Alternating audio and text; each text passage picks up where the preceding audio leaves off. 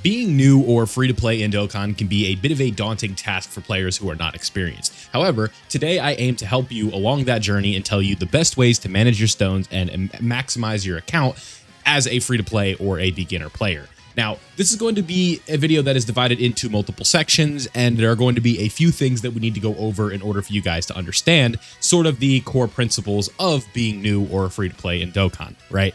The first thing before we get into the specific details is going to be knowing the right mindset to have about the game. I think that's really important to know. And then the second thing is when to use your dragon stones and resources in terms of where you should be summoning, what characters you should be investing to. And then third should be just the way that you're handling your daily missions and taking advantage of what the game gives you, right? These are three very important things that I think are the key elements to being free to play or new in Dokkan, because really you can go south in this game really quick if you are just trying to quickly get in and out of specific things, right? If you are trying to summon for everything, it could be a bit of an issue. If you are using your resources in the wrong places, that could also be a problem. So the main purpose of this video is to help you avoid potentially making your account not as good as it could be. You know, some people like to throw around the word bricking your account, but that is not what we're going to be talking about today, because if you're new or you're free to play, there are definitely ways to work around that. So if that sounds interesting to you and you want to know how to get better at the game and know how to use your resources wisely, this is the video for you. So with all that being said, let's go ahead and get started. So the first thing that I want to talk about in today's video is mindset. Now, I know that might sound corny or vague, but it is very simple, right? If you are going to be free to play in this game, or this is your first few months starting the game, there's one key element that you need to understand in order to optimize your time and your experience on the game being free to play. Now, this mindset that you should not find yourself falling into is I need to pull everything, right? The reality is, if you were able to get literally everything every single time being completely free to play, the game would not exist, right? There has to be a way for the game to make money. It's just the way that it works, right? That doesn't mean you need to spend, but this is how we need to understand that you need to know that you're not going to pull everything, and that is okay, right? Now, that isn't to say that you can't pull everything you want, because that definitely can be the case, because usually the things that you want are reserved for big celebrations, right? So I just want you to understand that first and foremost, that summoning for everything, doing singles every single time you can, desperately chasing every single character is the fast track to you not enjoying your experience on the game and potentially quitting because you run out of dragon stones and summons to do. Therefore, you're not really going to be playing the game as much. So in a case like this, right now we are in the middle of the Global Dokkan campaign. You might be watching this video later. There are 4 very high value banners that are available in the game right now. This would be an example of a time when it is okay to summon. Now, pulling everything on the banners should not be your objective here. You don't need to pull literally every single character on these banners, right? You should go for the stuff that you want and then stop. So let's just say you want Omega Shenron, you want Tech Vegito, you want this Broly, you want that Broly, and maybe the Super Saiyan 4s.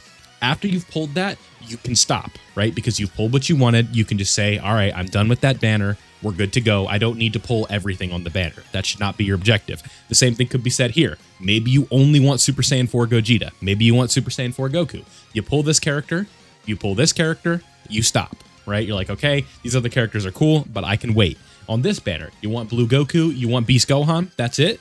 Maybe, right? Okay, you pull those characters, you're good, right? Same thing here. You just want Rose Goku Black.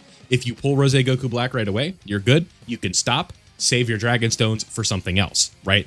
That is really important for you to understand. But something else that's important to understand is if you are free to play and you only have an allocated amount of stones, if you don't pull everything on here or you don't get everything you want, that is okay, because these characters rerun, right? There are coins that you can obtain. There's always a billion different ways for you to be able to obtain characters and do this the right way. So that is sort of the first thing, and a mistake I think a lot of people make, where it can be frustrating in a banner where it's like, oh man, I really, really want to pull everything here, but I only have a little bit of stone, or they only have a certain amount of stones to do it, right? And it's like, we're going to leave the celebration, and then you're going to want to pull that character, and then the next character.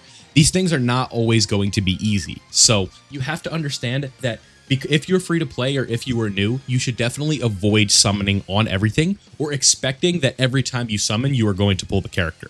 If you are in that mindset, the game is intentionally designed to disappoint you that way. So just understand that. That is the first thing, the big mindset that you need to make sure that you're having. Let's go ahead and move on to the second topic, which is when to summon. Because this video is very stone and summon focused, we're going to be spending most of our time here in this tab. But the big question is, when should you be summoning? Now, this is a good opportunity for me to say, right? I do, for every single banner that comes out in this game, I do a should you summon video, right? Now, I'm not the only one, right? A lot of people do should you summon videos. So using the Dokkan community as resources, other creators, asking other players, right? Should I be summoning is a very good way to figure it out. But if maybe you don't want to hear somebody talk about it, right? Maybe you just want to gauge it for yourself. This is always something that you need to keep in mind. You need to look at the banner and see what is available. Now, the way that the game is designed these days, maybe if you're somebody that's been playing for a few years and maybe you're still free to play, there's probably something you notice about these banners in specific. Aside from Pan, what is the common denominator between all of these SSRs on the banner? At least on the banner art, right? I'll give you a second. They're all LRs, right?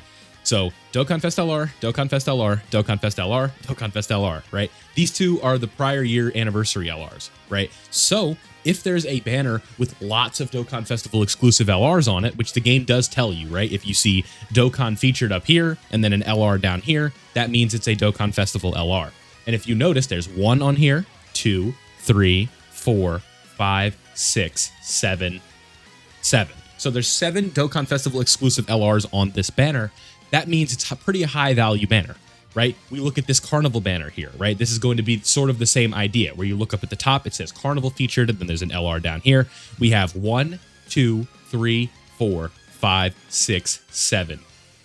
Yeah, just 7 Carnival exclusive LRs on here, right? So these are premium characters that are hard to obtain. These typically mean that they are high value banners because of stuff like this, because you know there is a lot of things that you can obtain, characters that are not around all the time on specific banners. These are high value. So this is a good time to summon. It's going to be the same philosophy down here, right? We have Dokkan Festival exclusive LRs everywhere. We have 1 right here, 2, 3, 4, 5, 6, 7. Right? Then we have some other valuable characters in here, but that's fine. Then it's going to be the same thing, 7 featured LRs down here. Typically, during the period of the year when it is not a big celebration, this is not going to be the case, right? These characters are not, there's not going to just be banners with 7 featured LRs on them, right? Times like this are the best times to summon. Now, these are associated to specific celebrations during the year. This is a timeline-based game, right, where the schedule is usually pretty predictable, so we know that times like this and the anniversary, which is at the end of January, are going to be the best times to be summoning because of the amount of LRs that you can obtain. Now that we've kind of went over LR banners being sort of what you want to be chasing in terms of Dokkan Fest and Carnival LRs, these are going to be the best bang for your buck banners, right? You also need to you also need to make sure that you're summoning for the characters that you're going to have fun with, right? There are other characters in this game that are not just on these banners, right? So if we were go to the character list, and here's a good example of a character, right? Maybe you really like OG Dragon Ball, right? And you love Tien. Tien's one of your favorite characters in Dragon Ball. If you see the banner with LR Tien on it and you're like, Tien is going to give me the most enjoyment, then go summon for Tien, right? That's completely okay. You need to make sure that you are having fun while you're playing the game as well, but you also need to understand that maybe going for a character like Tien, this is also a project account that I do. This is not my main account. That's why none of these characters are done. But this is just something that you need to understand, right? That summoning for the characters you want is always going to trump being smart. But this video is designed to help you understand the concepts of being smart. That way you can apply them to your gameplay experience going forward.